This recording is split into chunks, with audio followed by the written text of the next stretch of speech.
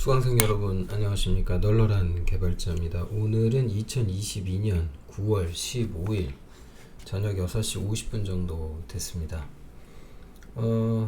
한동안 제가 강의를 좀 촬영을 못했는데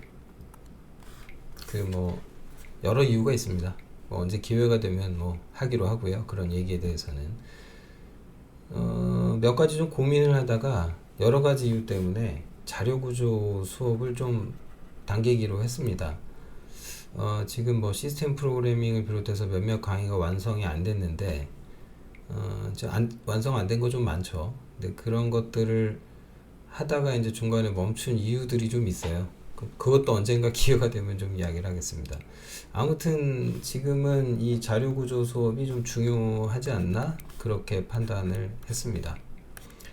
자료구조 수업에 대해서 좀 그래서 예고를 좀 해드리려고 하는데, 우선 강의는 기초하고 그 다음에 이제 굳이 따지자면 이제 저는 이제 응용 이 정도로 해가지고 약간 좀 한 단계 업그레이드된, 그래서 아주 고급에 해당되는 자료 구조나 이런 걸 다룰 일은 없을 것 같습니다. 고급이라고 해봤자 비트리 계열 정도가 사실상 끝인데, 그것도 제가 보기엔 이 정도 수준으로 분류하는 게 타당하지 않을까 싶고요. 우선은 이제 그 개발 환경에 대해서 좀 말씀을 드리면, 언급했죠. 비주얼 스튜디오 2022입니다. 그 다음에 저는 이제 윈도우즈 운영체제를 사용을 할 건데, 윈도우즈 10 기반으로 진행을 하려고 합니다. 그 다음에 자바로 할까 말까를 고민을 좀 했는데, 아무리 생각해도 저는 그냥 C 언어가 좀 제가 더 익숙한 걸로 하는 게 맞는 것 같아요. 그래서 C 언어 이야기를 좀 할 겁니다. 이걸로 교육을 할 건데, 이 C 언어 이야기를 그 전에 조금 하려고 합니다.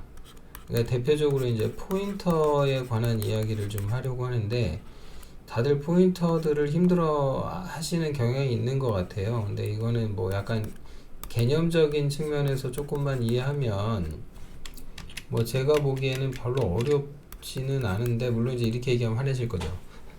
너는 오래 했잖아. 그러니까 안 어렵지. 네, 맞습니다. 저는 오래 했습니다.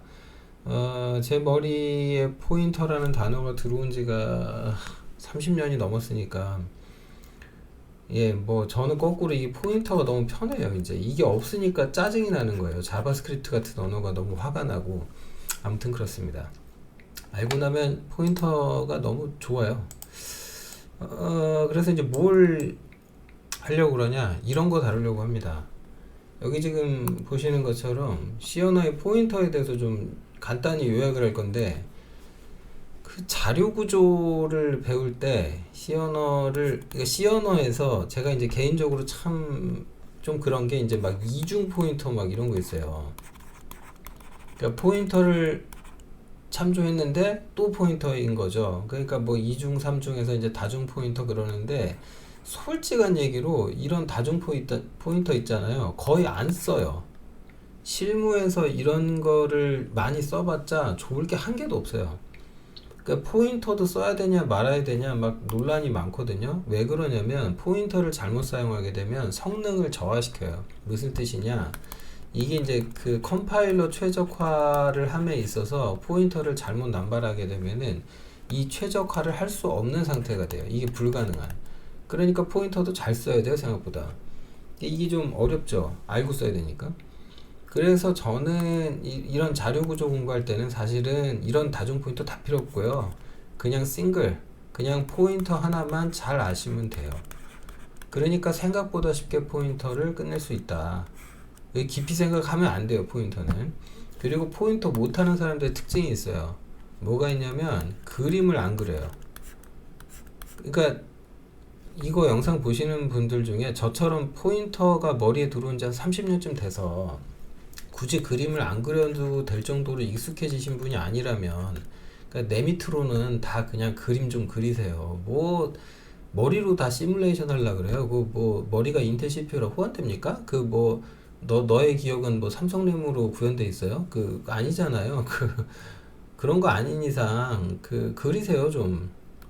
그러니까 좀 화가 나요. 이거 가끔 강의할 때 이게 학생들 하는 거 보면은, 그리라고 그렇게 잔소리를 해도 안 그래요.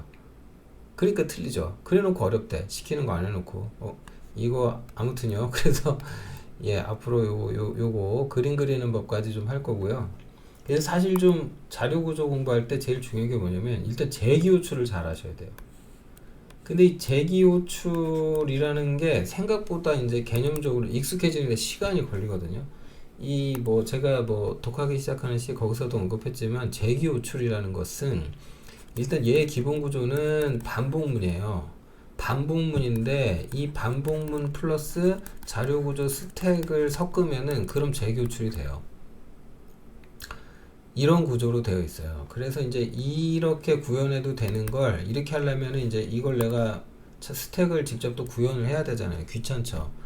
근데 이제 함수를 호출해 버리면은 콜 하게 되면 이 콜을 관리하기 위해서 내부에 이제 콜 스택이라고 하죠. 그 함수 호출의 구조 자체가 이제 스택 프레임 형태로 관리가 되고 있기 때문에 여기 이미 스택이 있잖아요. 이거 갖다 쓰면 끝나니까 간단하게 짜겠다고 요구하는 거거든요. 재교출.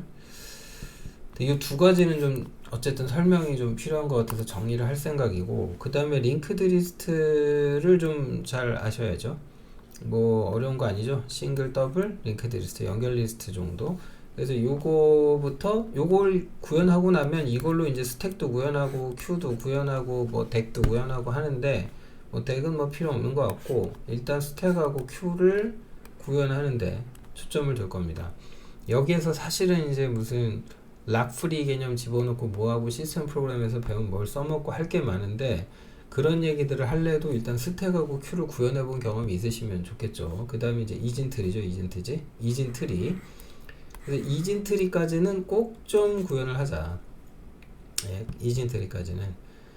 그러니까 뭐 결국은 이제 어떤 구조체 형태로 뭐가 있으면은 이제 포인터가 두 놈이 나와가지고 가리키는 대상이 두 놈이 되는 거죠. 이렇게 뭐 또 쫓아갔더니 뭐 따라가니까 뭐 아무것도 없더라 널, 아무것도 없더라 널. 그럼 이런 애들을 뭐 뭐라고 부르냐 뭐 이런 얘기 해가면서 이진트리를 일단 좀 제대로 이해하는 게 중요하거든요. 그리고 나서 이제 깊이 갈 수밖에 없다. 그러다 보니까 일단 C 언어의 기초적인 부분 요런 거 먼저 하고, 그 다음에 이제 기초 선형 리스트, 그 다음에 이제 비선형 구조의 첫 번째라고 할 만한 바이너리 트리를 다루는 걸로 이렇게 진행하도록 하겠습니다. 그 다음에 그 자료 구조 기초 한 다음에 그 다음에 알고리즘이거든요. 뭘 늘상 개인적으로 주장을 했습니다만, 일단 이 자료 구조라는 것이 전제되고 그리고 나서 알고리즘이에요. 물론 그 요즘 뭐 알고리즘 뭐 이런 사이트들 많죠. 뭐 여러 가지에서 이제 문제 푸는 사이트들이 있는데, 뭐 거기 가서 뭐 알고리즘 문제 해결 능력을 연마하시는 건 다 좋은데 알려진 알고리즘을 최소한 이해는 해야 되겠죠. 근데 이제 알고리즘 얘기가 나오면 기본적으로 정렬 이야기를 많이 하는데, 이게 버블이네 인서션이네 퀵이네 이게 대전제가 뭐냐면, 이 대전제가 뭐냐면 이거 예제들을 찾아보시면 하나같이 배열로 되어 있어요. 그 얘기는 뭐냐, 이게 선형 구조라는 거예요. 그러니까 선형 자료 구조라는 얘기는 안 하고 그냥 뭐 이렇게 정렬을 한다 뭐 이러거든요. 근데 솔직한 얘기로 이 자료 구조가 바뀌어 버리면 이런 정렬을 할 이유가 없어요. 그러니까 이진트리 같은 경우는 정렬이 된 채로 이제 정보가 저장이 되죠. 그러니까 물론 이진트리뿐만 아니라 비선형 구조로 넘어가면, 그러니까 선형이라고 하는 것은 기본적으로 1차원적 구조를 갖는 거고, 이 1차원적 구조를 트리 구조 같이 2차원 형태로 딱 바꾸는 순간 패러다임이 바뀌어요. 정렬을 할 이유가 사라져요. 근데 이제 뭐 그럼에도 불구하고 정렬은 뭐 그냥 공부 차원에서 좀 해야 되니까, 그래서 이걸 배열 갖고도 해보고 그 다음에 리스트 가지고도 좀 해볼까, 요거는 고민입니다. 아직 조금 생각은 좀 해봐야 될 것 같아요. 그래서 이런 생각을 좀 가지고 있고, 그리고 나서 사실은 이걸 좀 하려고 그래요. 미니 프로젝트야. 요거를 딱 넘어갈 때는 좀 요런 거 하려고 그러는 거거든요. 여기 보시면 이제 C 언어 문법이 있잖아요. 문법. 그 구문들 중에 이제 사칙 연산 요거에 해당되는 애들, 골치 아픈 건 좀 빼고 간단한 연산을 이제 파싱한다 할 수 있는 머신을 개발해라까지는 아니고 간단한 이제 함수 정도를 만들자는 거고, 그 다음에 이제 그걸 인터프리팅을 할 수 있도록 매우 간단하게 인터프리터를 하나 만들어서 그러니까 커맨드 라인 기반 사측 연산 장치를 한번 만들어 보면 어떨까? 이 정도 해보면은 컴퓨터 구조도 공부되고 자료 구조도 공부되고 모든 경험을 한 방에 해볼 수 있을 것 같아요. 그 다음에 좀 요거는 바이너리 트리 기반으로 셀렉트 문, SQL 문의 일부죠. 그곳의 기능을 전부 다 지원하지 말고 일부를 지원하는 어떤 주소록 프로그램을 만들자. 그러니까 결론은 뭐냐면 아주 좀 수준이 낮지만 그래도 DBMS를 직접 구현해 보자. 이걸 좀 포커싱을 하려고 합니다. 이렇게 그 DBMS를 한번 구현해 보자. 이런 거를 과제로 미니 프로젝트로 이렇게 하고 나잖아요. 그러면 그 DB에서 인덱스가 왜 중요하고 어쩌고 뭐 이런 얘기들을 설명을 할 필요가 없어. 개발 한번 해보세요. 그리고 이제 주소록에서 뭐 성능이라는 걸 논하는 수준까지 갈 수 있는가, 성능. 저 이것도 좀 하려고요. 뭐 방법 간단합니다. 뭐 별거 없어요. 주소록에 여러분 예제로 뭐 예제 같은 거 만들 때 뭐 손으로 타자 쳐서 넣잖아요. 만약 이게 이 예제에다가 한 가지 덧붙여서 데이터를 10만 혹은 100만 개를 집어넣었다라고 가정. 그래서 이 데이터를 어떻게 또 만들어낼지가 굉장히 중요하겠죠. 이 정도를 다 때려 집어 넣어놓고 그리고 나서 인덱스가 있고 없고 성능 차이를 그걸 개선하기 위한 코드를 만든다거나 이런 짓을 해보면은 당연히 실력이 느는 건 당연한 거고, 그 다음에 이제 뭐 이런 인덱스에 대한 개념부터 뭐부터 이게 얼마나 이제 획기적으로 뭘 드라마틱하게 개선해 주는지 경험해 볼 수가 있죠. 요거를 일단 먼저 진행을 좀 해야 될 것 같아요. 개인적으로 이제 이런저런 질문들이 오는데 그런 질문들에 가끔 메일로 답을 쓸 때 제가 항상 그러거든요. 그냥 영상 아무 데나 주니까 댓글 달아라. 이유가 뭐냐면은 제가 이제 그 메일 같은 게 오면은 이걸 읽어보고 거기에 답변을 쓰고 이러려면은 금방 되는 것도 있지만 시간이 굉장히 오래 걸리는 것도 있어요. 그런데 이거를 메일로 주시게 되면 그 한 분만을 위한 답변이 되잖아요. 근데 이제 영상에 달아놓으면은 그 영상의 댓글이나 뭐 이런 걸 보시는 분들이 그분들에게도 똑같은 뭔가 볼 수 있는 기회가 제공이 되거든요. 그래서 이런 부분들은 향후에 언젠가는 한번 정리를 할게요. 이런 걸 좀 체계화할 수 있는 방안을 연구를 할 테니까 그거는 나중에 하여튼 할게요. 그래서 제 이번 자료구조 수업의 최종 목표는 이 미니 프로젝트까지 아무튼 같이 가는 겁니다. 근데 이제 문제는 뭐냐면은 뭐 개인적으로 늘상 하던 얘기지만 그 안나 까레니나의 법칙처럼 이게 이해라는 결론의 모습은 되게 비슷하거든요. 근데 이해가 안 간다, 모르겠다 라는 것은 모르겠다, 모른다 라는 것의 어떤 그 모양의 형태는 저마다의 이유로 모르거든요.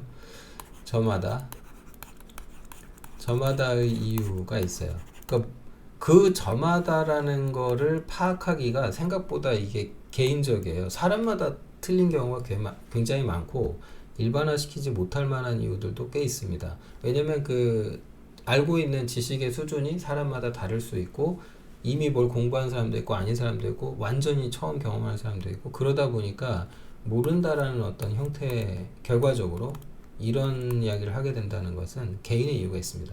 그래서 이 저마다의 이유를 해결을 봐야 되잖아요. 근데 이 해결을 볼 수 있는 방법은 딱 하나밖에 없어요. 그 이유가 뭔지 본인이 모르잖아요. 내가 이걸 몰라. 이해가 안 가. 이해가 안 가는 이유를 자기도 모르잖아요. 그러니까 누군가는 그 사람을 관찰을 해야 돼요. 관찰. 그래서 면밀히 분석을 한 다음에 내가 관심법으로 보니까 말이야, 너는 어떤 이런 게 문제야 라고 지적질을 좀 해줘야 되거든요. 근데 이런 거를 하려고 생각해 보니까 시간이 너무 걸릴 것 같아요. 이제 고민입니다. 이 문제에 대해서는 어떻게 풀지 제가 지금 고민하고 있는데, 한 가지 확실한 거는 결국 그래서 해결을 보려면은 이건 라이브로 하든지 하여튼 그 대상자 수강자들을 직접 만나서 그 개인별로 뭔가 샘플링을 하고 관찰하고 분석하고 그래서 해결 봐야 된다, 이렇게 됩니다. 이걸 그래서 어떻게 진행할지는 조금 고민을 하겠습니다. 그래서 라이브 방송을 할 수밖에 없을 것 같은데, 문제는 뭐냐면 라이브 방송이라고 해도 뭐 나 혼자 떠들면 뭔 소용이 있어요. 그냥 여러분이 그 자신의 문제를 저한테 보여주셔야 제가 관찰이라는 걸 할 거 아니에요.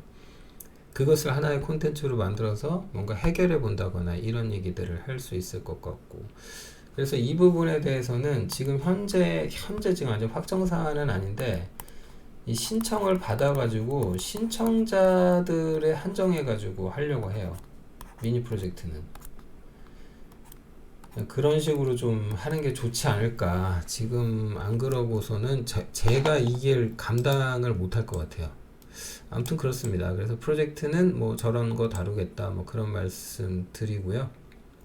그래서 일단 기초적인 내용, 이걸 가지고 할 수 있는 최대치까지 뭔가 해볼게요. 그리고 나서 이제 그 다음 스텝으로 응용 단계로 넘어가는 걸로 그렇게 설계를 하도록 하겠습니다. 뭐 주저리 말이 길었는데, 자료 구조 한번 딱 최적화시켜서 꼭 필요한 것만 하고, 나머지 더 필요한 건 여러분이 개인적으로 공부하는 걸로 그렇게 해서 진행하도록 하겠습니다. 네, 아무튼 또 저녁 시간 있죠? 예, 저녁 맛있게 드시고요. 행복한 저녁 시간 보내시기 바랍니다. 마치겠습니다.